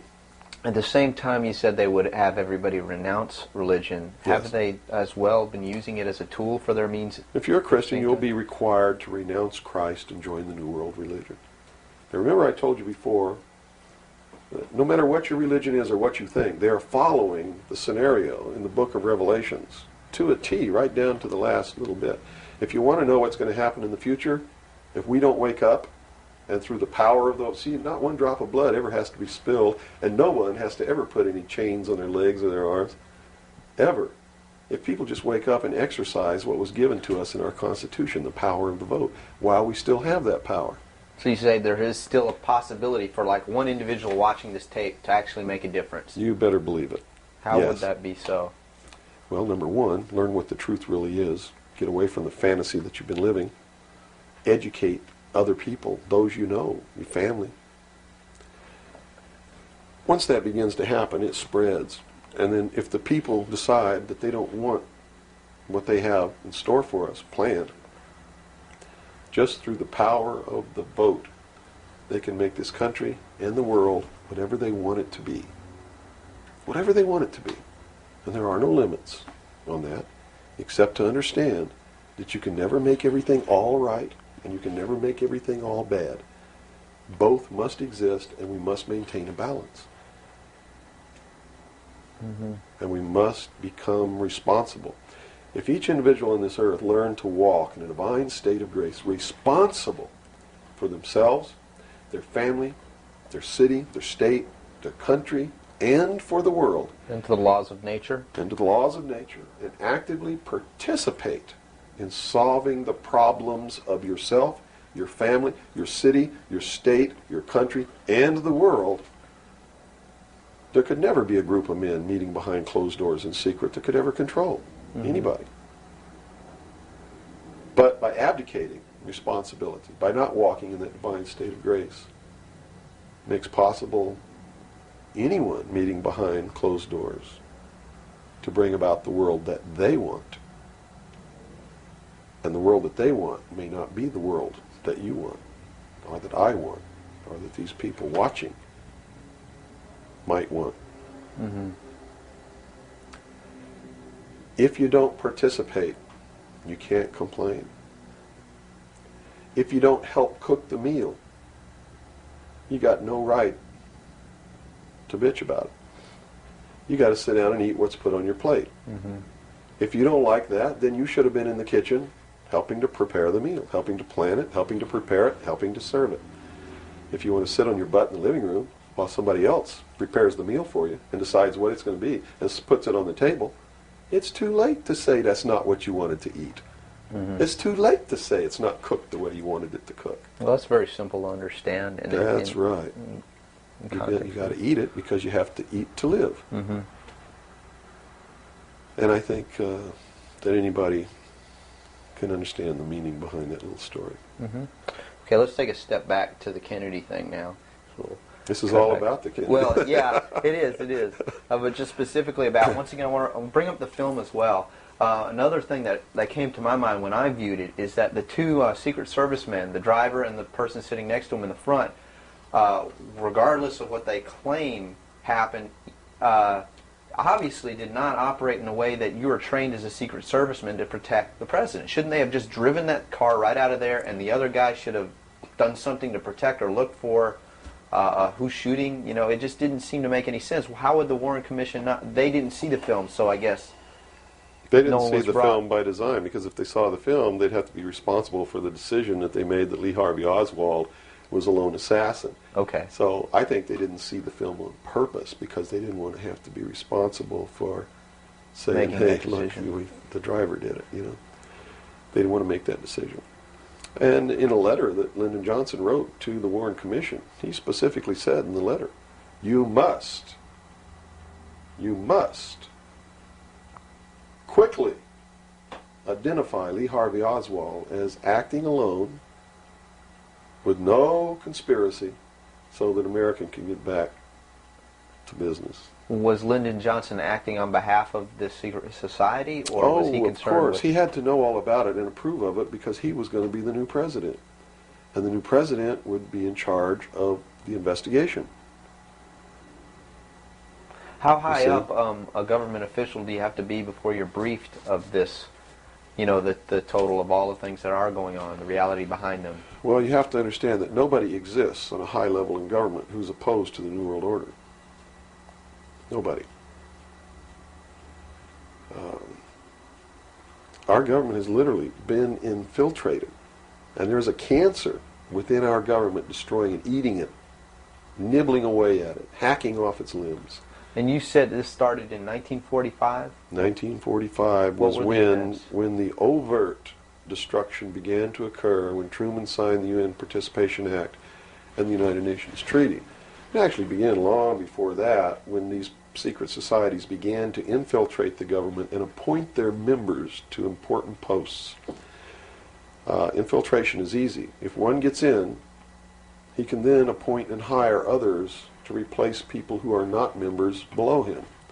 So now we've had over 50, almost 50 years of this going on. At least. I believe that it started back probably 1913, 1917, when the Federal Reserve Act was passed, when the Council on Foreign Relations became a reality in this country.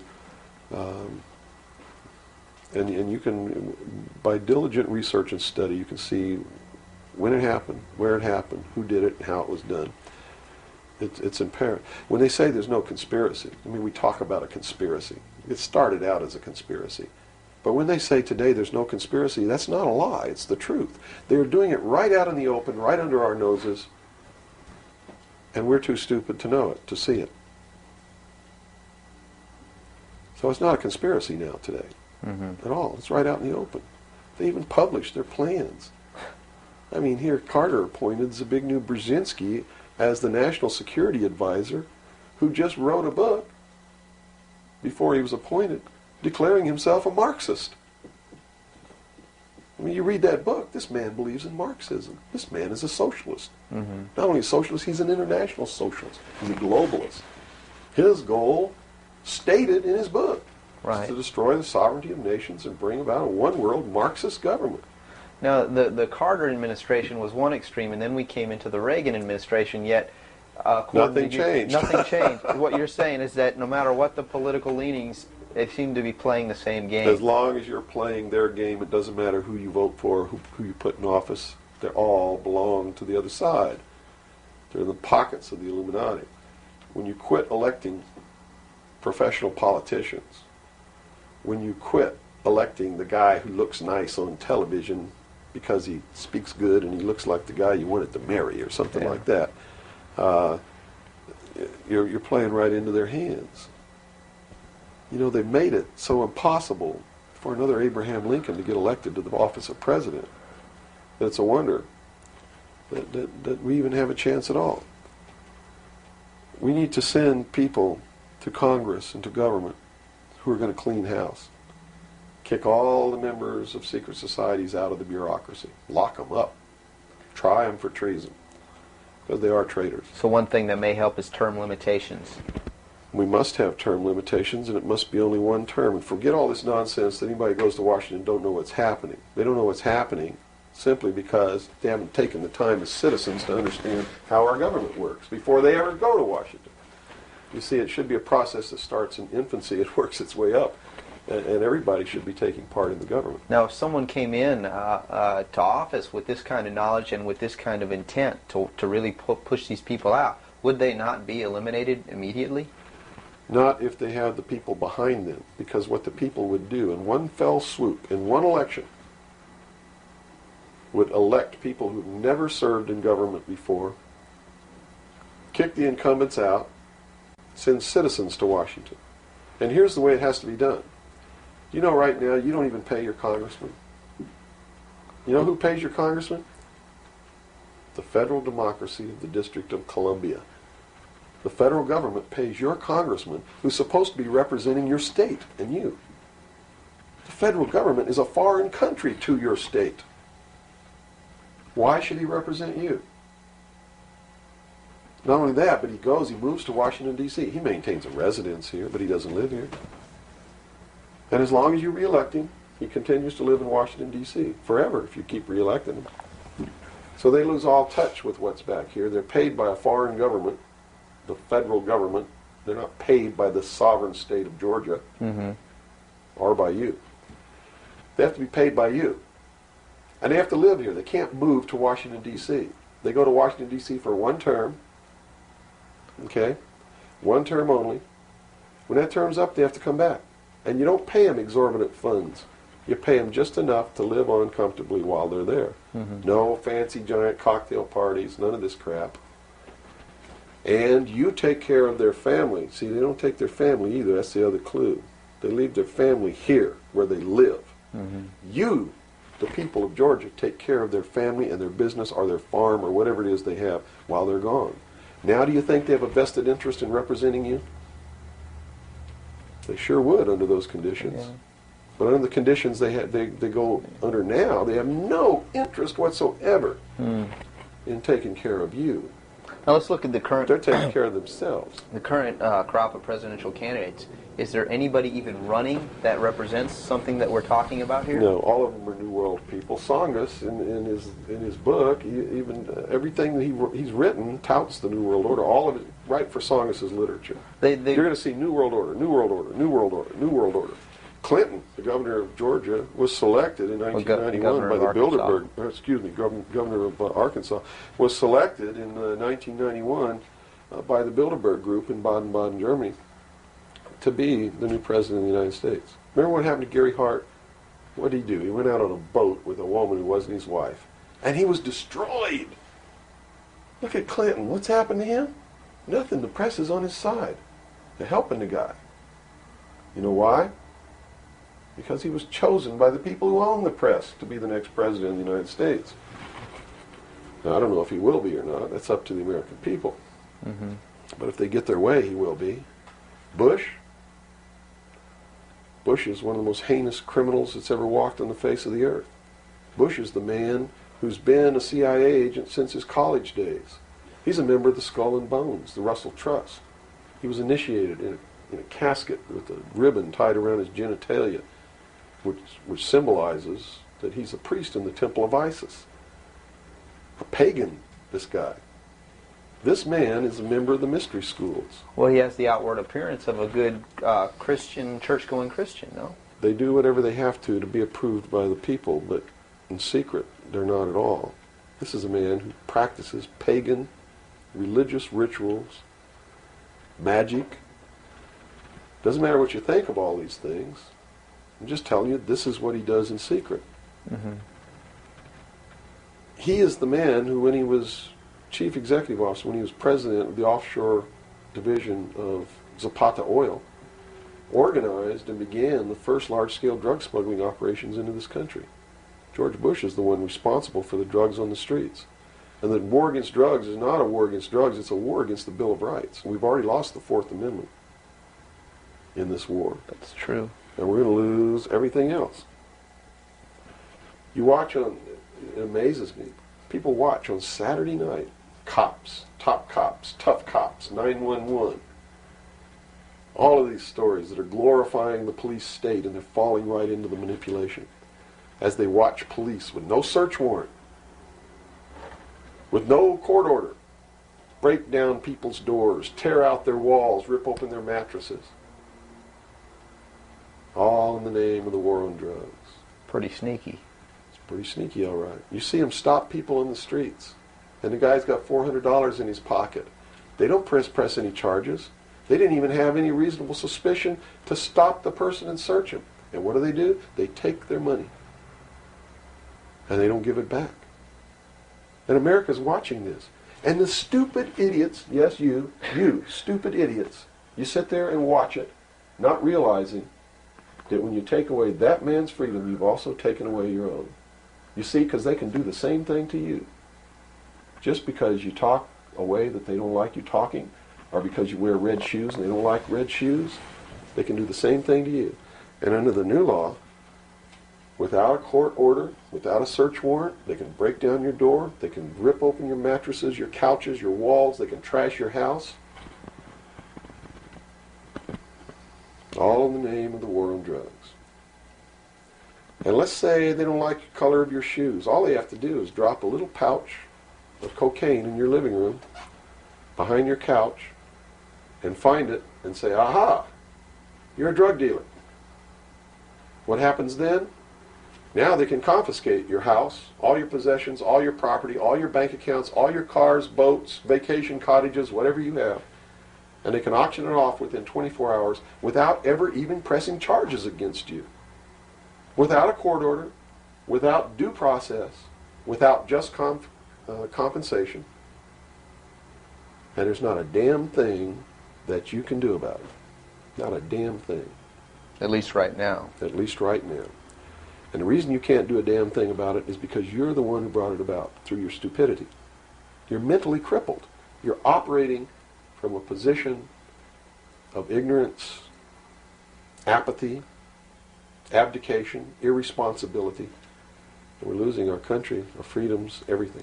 Now, these are strong accusations of the American public. What do you hope to accomplish by angering the very audience that you want to watch and listen to you? Go prove me wrong.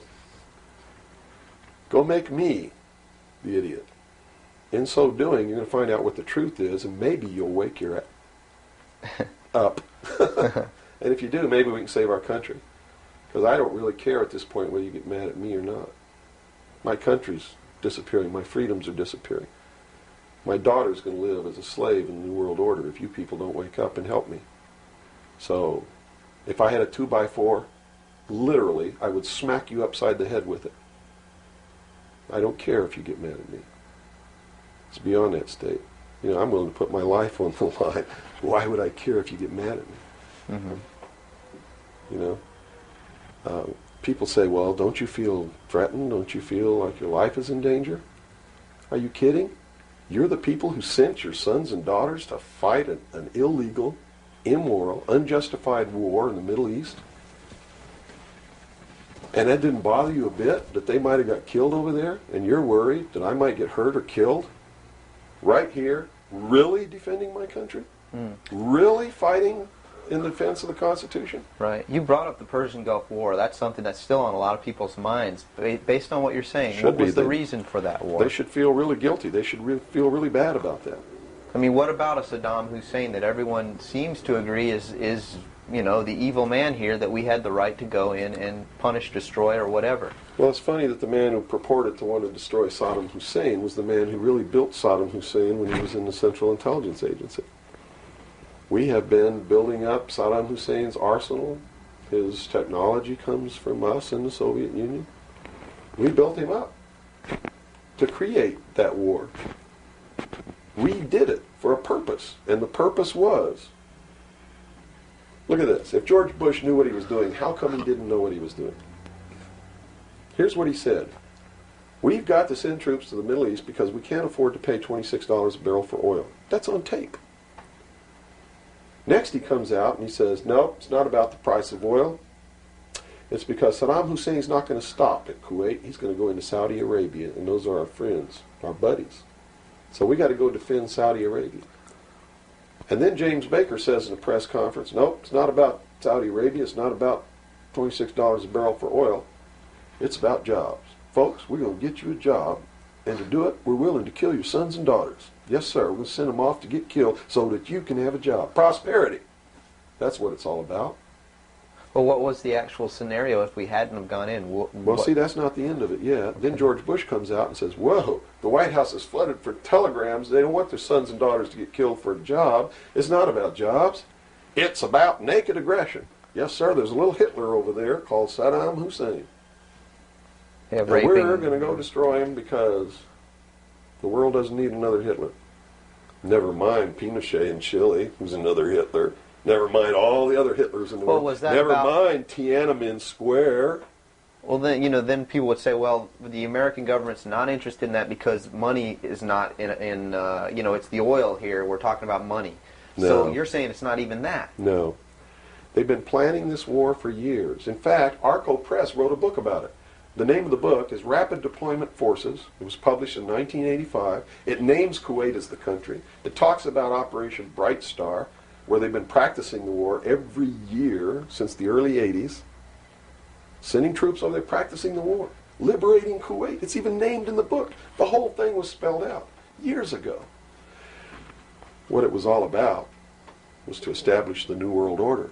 You see, because for the first time in the history of the world, it's established the legal international precedent that the United Nations could pass a resolution and send its police force to enforce that resolution, and that the member nations would have to pay for that action. And George Bush said it very clearly, but nobody was listening, when he said, no longer will any nation stand against a world united. And with that action, he established the legal foundation in international law that the United Nations is now legally and overtly the one world government, and that the United States military forces and the other forces that were sent by other countries were established as the one world police force under the United Nations. Have you seen the new Air Force uniforms yet? Nowhere on them does it say United States or U.S. They are United Nations uniforms. Go look at them. What role in the Middle East, again, does Israel play in this? Israel was created as the instrument to bring about the Battle of Armageddon and the fulfillment of prophecy, a war that will be so terrible, where nuclear weapons will be used, so that the American citizens and the other people in the world will get down on their knees and beg for no more war. And what is the answer to that? They're going to be told the only way we can guarantee no more war is if we destroy the sovereignty of nations and we come together as one humanity in a one world government. Right. Now I'm telling you, unless the American people wake up and stop it, starting in about 1996, the Battle of Armageddon will become a reality. Not because two nations got mad at each other and decided to fight, and that's why Saddam Hussein was not destroyed. He will be the instrument that will bring that to pass. Right. Yeah, they purposely did not go in and do that. Saddam Hussein will be portrayed as the Antichrist. Babylon is in Iraq. Read the book of Revelations. Whether you believe in the book or not, read it, because the men who are bringing this about are using it as their script. Well, the UN did indeed charter Israel as a sovereign nation. They were the ones who created this state. That is correct. It was really created by Great Britain and the United States, with the United States being the major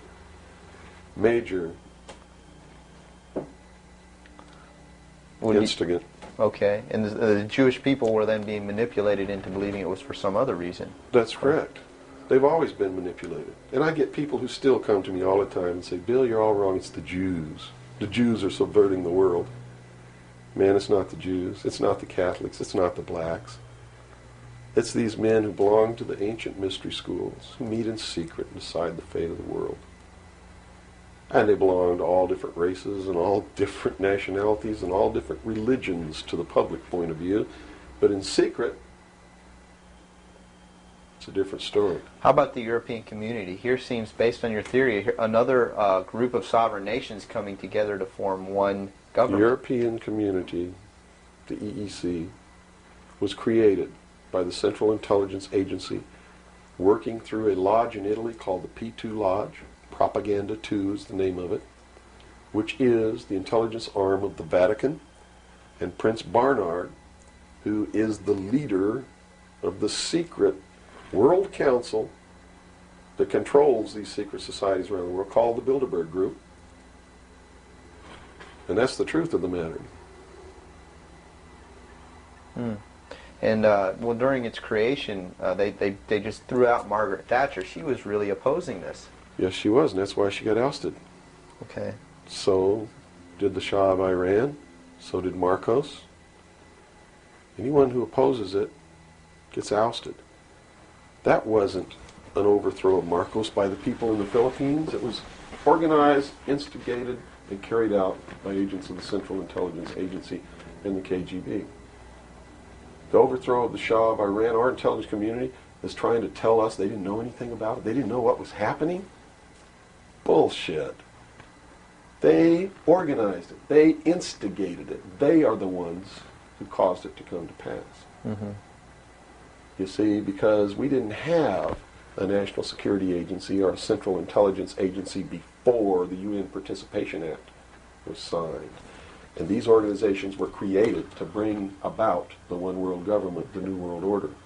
And it had to be done in a manner that the people would not know that it was being done, and the only way they could do that was hide it behind the veil of national security. And the Cold War was a manipulation maintained to bleed the people of tax dollars to fund the creation of the police force of the New World Order, which is the Army, Navy, and Air Force and Marines of the United States and the Soviet Union. And the people didn't rise up in the Soviet Union and overthrow communism. It came from the top down because it had to be done. There has to be a bringing to the same level of all the peoples of the world to approximately the same political viewpoint, so there's not big disparity in order to be able to justify the merger of all these countries together. Well, who now is ruling the forces of the former Soviet Union? You have Yeltsin in now. As Gorbachev supposedly went down, but we're not sure about that. Well, let me tell you this. From the beginning, there was never any war between the United States and the Soviet Union. It was created by those at the top to fund the New World Order and the New World Order's police force. At the highest levels of all countries, they all belong to the same club. And we, the people, sit back and we watch this grand drama which is being played out for our benefit, not theirs. If it wasn't for us, they wouldn't even have to do any of this. But you see, they just can't come out and destroy all of us because they need slaves. They need people to make their shoes and make their cars and mine the ore. They need worker bees, and that's what we are. In the New World Order, we will be the worker bees, the slaves. So the Orwellian view of the vision of the future wasn't too far off based on this scenario. George Orwell was just like me. He was a low-level member of British intelligence who was appointed to a position high enough where he saw the same documents that I saw. And he tried to warn the world just like I'm trying to warn the world, only he wasn't willing to take the risk that I'm willing to take.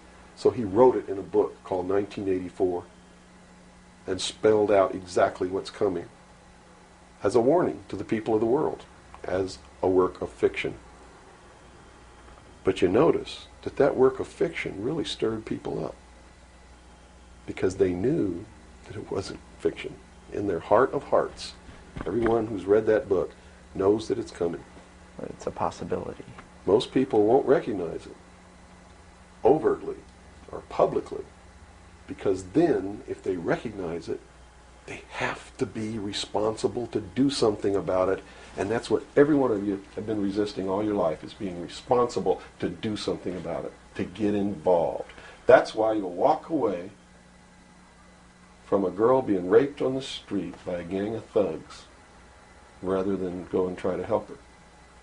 And I'm not talking to all of you. I know there's some of you out there just like me, but most of you are just exactly what I've just described. Most people are no better than animals who do not have intelligence because they don't use their intelligence. And to these men who control things behind the scenes, you are stakes on the table by choice and consent, and will always be ruled and manipulated and enslaved by people who do use their brains. As long as we're debunking some myths, because it's putting pieces of this puzzle together, I think, for a lot of people that may be watching.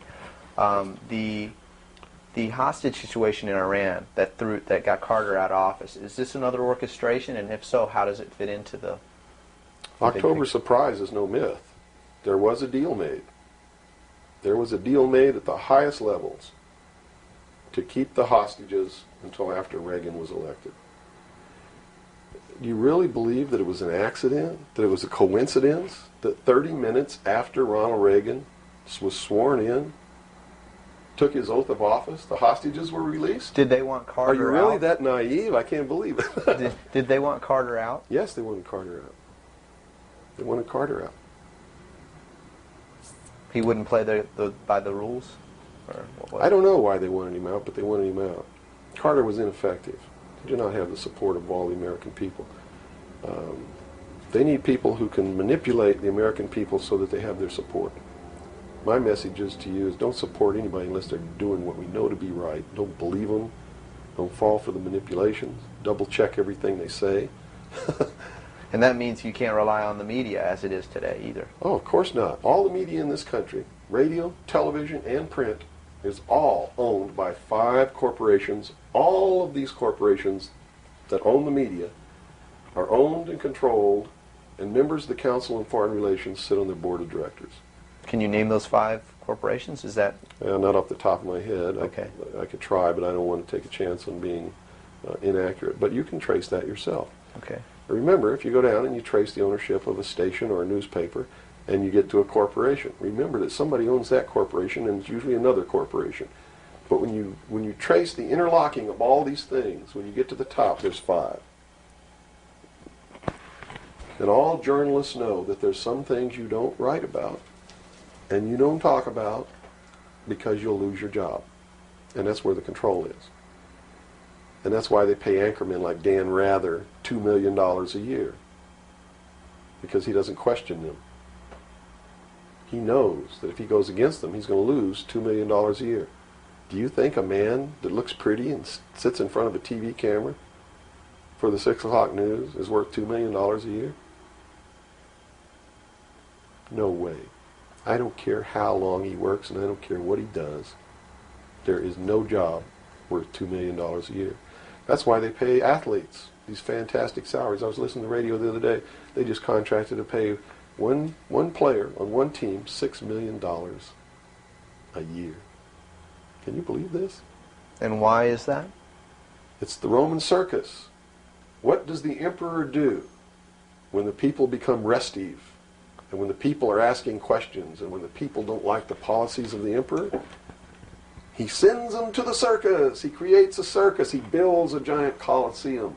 And he begins to throw the Christians to the lions. And he has great chariot races and football games and basketball games, all to keep the idiots preoccupied with things that don't mean anything in the scheme of the entire world, so that they don't have the time to learn what the truth is, so they don't ever get smart enough to learn how they're being manipulated, so they don't ever question the emperor. That's why they pay a player on a football team or a baseball team $1 million or $2 million or $3 million a year. It is the Roman circus. I know men who don't know anything in the world except who plays third base for the Mets. And they think that's a great accomplishment.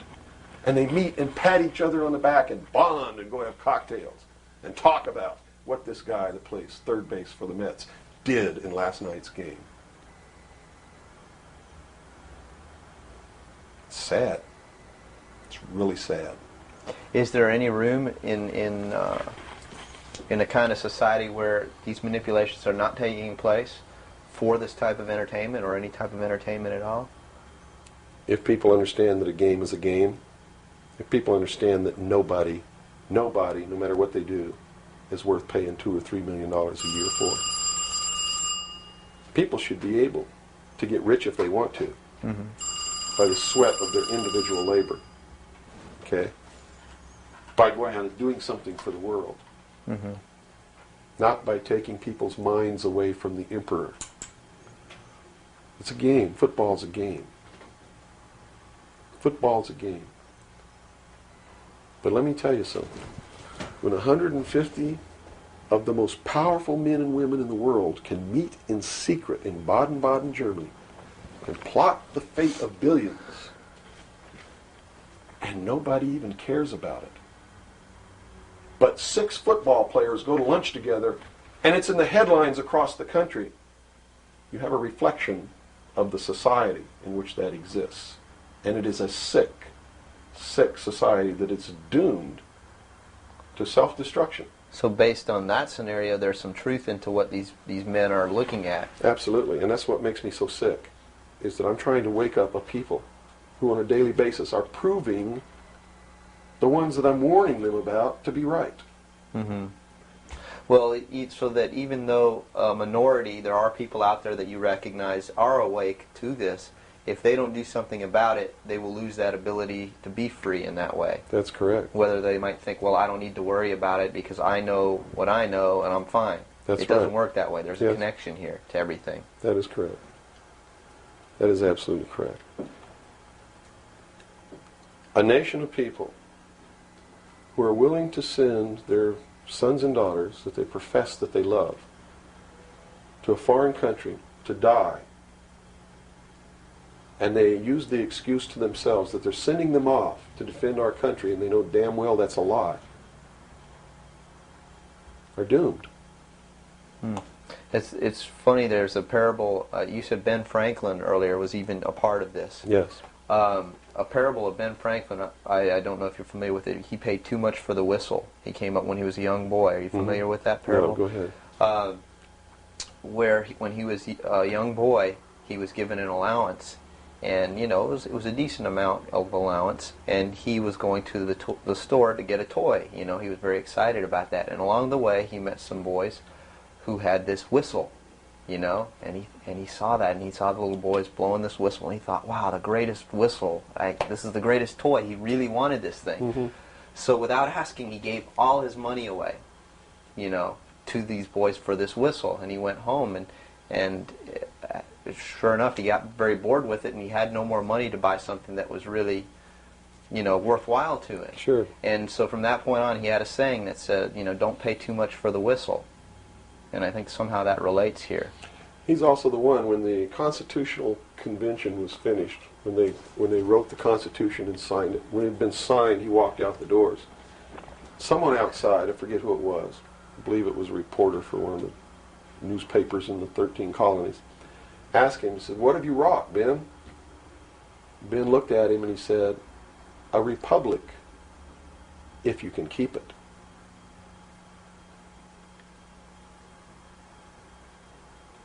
He knew. He did. And that's a good place to end. Yeah, I think so. That's a great ending. Wow. Good job, guys. All right, Bill? Bill. Yo. Fantastic. Good. Thanks, Bill. Where's your towel? Right there. I'm about ready Yeah, to these lights are roasting me. Man. kill. I've already had my son. I'm ready for a bath.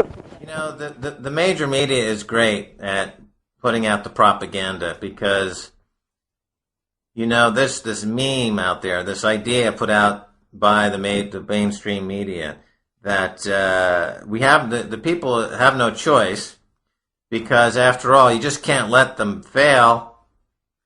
The government has to bail them out because it would be much worse to just let them fail.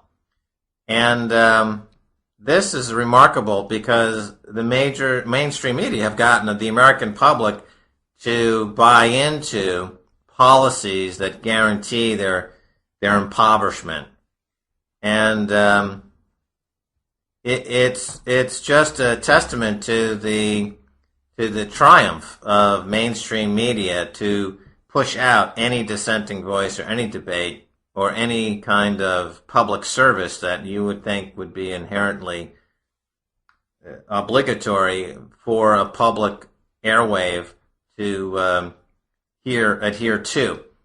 They've been, the public airwaves, which started out as a public utility more or less, have been, of course, co-opted by the corporate agenda, and now serve purely at the behest of the propaganda meisters in Washington and in the banking system, who put out these ridiculous, these ludicrous ideas that, we just can't let them fail. And anybody who now has seen their monthly income go drop by 90% due to the drop in short-term interest rates by the banking system, the people who are now starving because their monthly income has been slashed by 80 or 90%, these people have had their monthly income slashed for no reason other than to bail out these bankers. So when you say that, well, we couldn't let them fail, you have to understand that simultaneously you have to understand that you, the individual who's had your monthly income slashed, is where the money is coming from.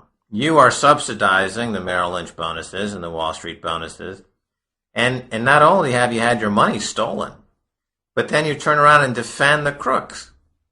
And this has got to be the very nature of this whole idea of the Stockholm Syndrome, where the person who's been kidnapped falls in love with their captor. The American people have been kidnapped by the banking system, and now they're defending the banking system while the banking system steals their money in the form of driving interest rates low to bail out banks who have kept afloat this enormous slush fund scheme, unnumbered accounts that are simply there to launder money, launder losses.